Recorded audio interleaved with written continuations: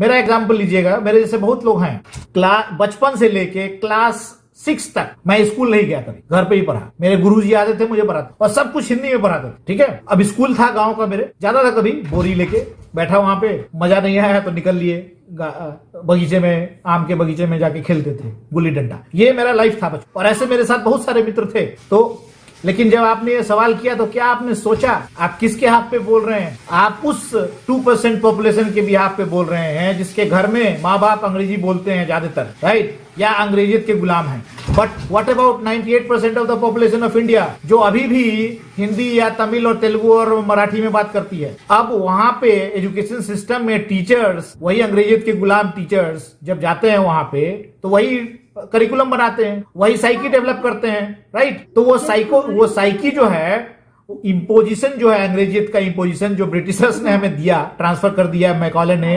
1835 में, वो अंग्रेजियत तो अभी तक उसके गुलाम। यही तो मैंने आपको कहा था कि इस अंग्रेजियत के गुलाम जो हम हैं, और ये गुलामी अभी तक चलती आ रही है। हम चाहते हैं, नहीं भी चाहते, मजबूर हैं सिस्टम में। हम उसके एक तरह से समझिए इस तरह से घुल गए हैं चीनी की तरह कि हम चाह के भी उससे भाग नहीं पा रहे हैं। तो ऐसी स्थिति में गवर्नमेंट ने पॉलिसी में वो रखा है कि भाई आप दोनों चीज को लेके चलिए, वो भी है।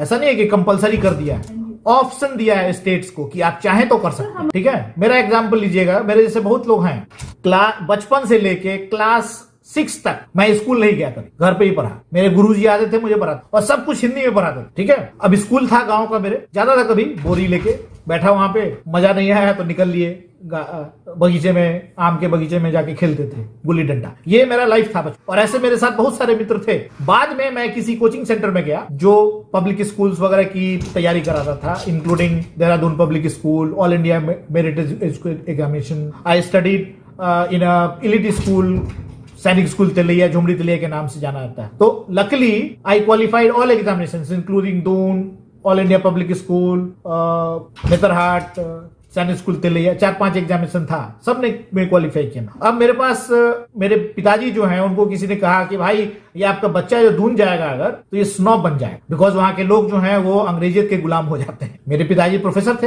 हिंदी वाले थे, अंग्रेजी बोलते थे लेकिन हिंदी भाषी थे, क्योंकि वो पढ़ाते भी हिंदी में ही थे लोगों। तो उनको ये बात अटपटा सा लगा, उन्होंने मुझे दून में जाने से मना कर दिया। मैं नहीं गया दून, जबकि I had a full scholarship, सब कुछ paid by the government from class 6 till class 12, but मैं नहीं। फिर नेतरहाट की बारी आई तो फिर मैंने मना कर दिया कि मैं अकेला नहीं जाऊंगा, बिकॉज मेरे कोचिंग सेंटर से बहुत सारे लोग नहीं क्वालिफाई कर पाए थे, 1-2 लोग ही थे। तो मैंने कहा, मेरे साथ 8-10 लोग थे मेरे फ्रेंड्स जहां पे मैं पढ़ता था, तो सबने क्वालिफाई किया फॉर सैनिक स्कूल के लिए। तो मैंने कहा ग्रुप में जाऊंगा, यहीं रहूंगा, ऑल्दो वो अंग्रेजी स्कूल है, लेकिन चूंकि वो डिफेंस के द्वारा कंट्रोल होता है और सैनिक बनते हैं लोग वहां से, तो मैं भारत की सेवा करूंगा, तो इसीलिए मुझे जाने दी। मैं गया। अब मेरे साथ प्रॉब्लम हुआ ये फर्स्ट 6 मंथ, सब कुछ अंग्रेजी में, सिर्फ हिंदी मैं पढ़ता था, हिंदी में and Sanskrit, chemistry, physics, biology, including PT का इंस्ट्रक्शंस जो होता था, एवरीथिंग इन अंग्रेजी, खाना चम्मच से, कांटे से, ऑल अंग्रेजियन, राइट।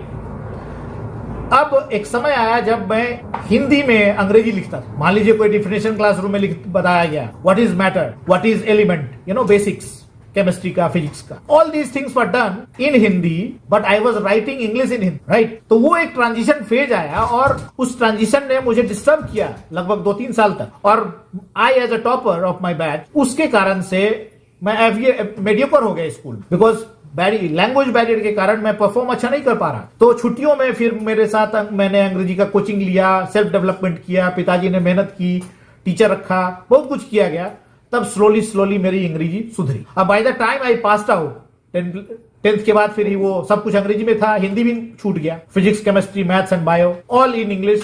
उसके बाद मेरा हिंदी से टच खत्म, जेएनयू आया तो और खत्म हो गया। बट जब आपको ओरिएंटेशन कोई कर देता है, मेरा ओरिएंटेशन किसी ने नहीं किया बीच में, लेकिन जब खुद एक प्रोफेशनल वर्ल्ड में घुसा तो मुझे लगा कि हिंदी जो है वो हमारे लिए इंपॉर्टेंस रखती। तो फिर धीरे धीरे मैंने हिंदी बिल्डअप करना शुरू किया। बट अब एक फिर बैरियर आया, टाइपिंग। अंग्रेजी में टाइप करता था मैं, हिंदी में टाइपिंग नहीं, वो इतना कॉम्प्लिकेटेड था कीबोर्ड की, मुझे समझ में नहीं आ रहा था। फिर लकीली यूनिकोड डेवलप किया माइक्रोसॉफ्ट वालों ने। इनफैक्ट माइक्रोसॉफ्ट ने जब अपना 2005 में MS ऑफिस लॉन्च किया था, तो तो I was the main person who was handling that launch, and वो मेरे कॉन्फ्रेंस में ही लॉन्च हुआ था 2005 के। आप गूगल कीजिएगा, माइक्रोसॉफ्ट का ऑफिस जो है मेरे कॉन्फ्रेंस में 2005 में ही लॉन्च किया गया था। हमारा इंडियन ट्रांसलेटर एसोसिएशन का पहला कॉन्फ्रेंस था। तो आप जब तक मैं आपसे यही कह रहा हूं कि आप अगर सेंसिटाइज हो जाते हैं एंड समझते हैं उस चीज को, और इवन अगर अंग्रेजी पढ़ा रहे हैं अपने बच्चे को, धीरे धीरे इंक्लूडिंग योर स्टूडेंट्स, वो एक बीज तो जरूर डालना चाहिए अपने बच्चों के माइंड में। तो जब अपॉर्चुनिटी आती है वो पिकअप कर लेता है, बट वो बीज अगर नहीं रहेगा तो वो तो कुंठा से भरा रहेगा। एक तो अपने कल्चर के साथ से दूर भागेगा, फॉरेन लैंग्वेज सीख के वो स्पेनिश स्टाइल में सालसा तो कर लेगा, लेकिन भारतीय भरतनाट्यम को वो इग्नोर करेगा, वैदिक कल्चर को इग्नोर करेगा, गुरुकुल को इग्नोर करेगा।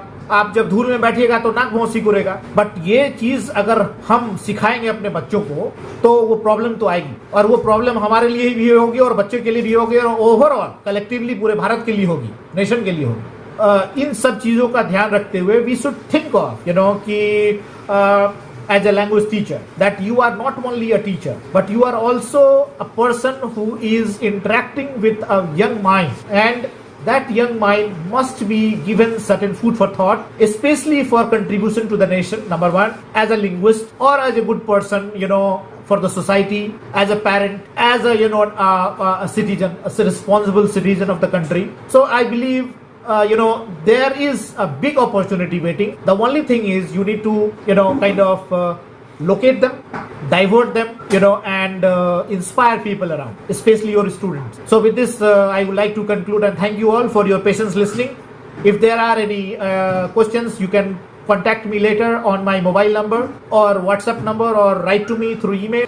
And request you, if you have time, do visit my channel Modlingua on YouTube to explore more on variety of dimensions of languages and translation. Thank you again.